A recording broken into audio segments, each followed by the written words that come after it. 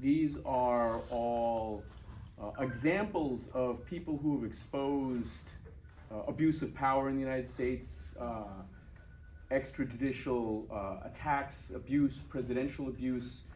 And while watching this, among other things, I was struck by the parallels to your son and what has gone on before, but how disproportionate the punishment is for this. And I was wondering if you had seen any of that, or if there's something you'd like to comment on.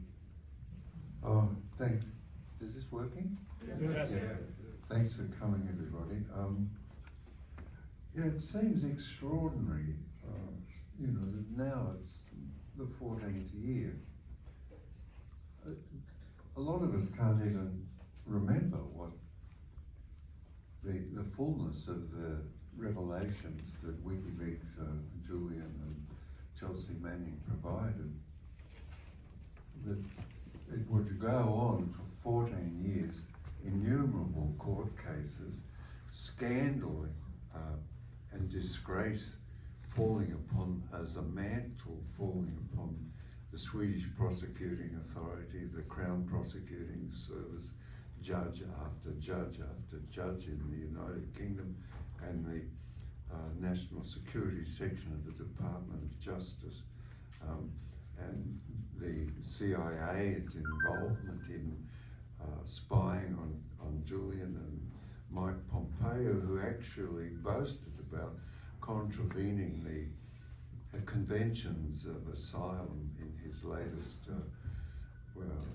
autobiography, where he spends 5 or 6 pages crowing about what he had manipulated the CIA into.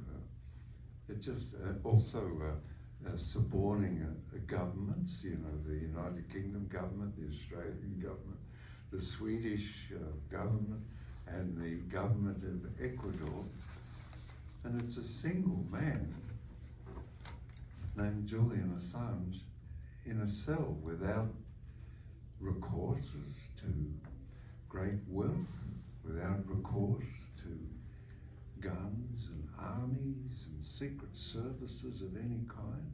Just a single man in a cell or in a single room for 14 years.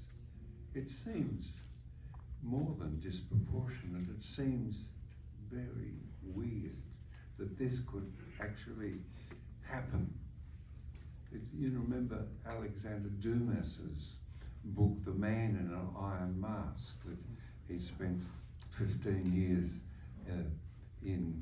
with wearing an iron mask because nobody wanted to find out who he was. He was locked in the Bastille. So the parallels to Julian's position are beyond the capacity of reasoning, and they fall into the area of mystery and the extraordinary. Anyway, that's a start to comments, just to see what these states have conjured up to ruin Julian. I mean, absolutely ruin, physically, spiritually, emotionally, mentally. What they've conjured up, which has brought disgrace to all of them and worry to us as a people. Of course, as a family, we're vitally engaged, but as a people, worry. Well, very simply, we've been encouraging people to contact their congressperson as we travel around. At the moment, there's a Dear Colleagues letter calling for Julian's freedom being circulated in Congress.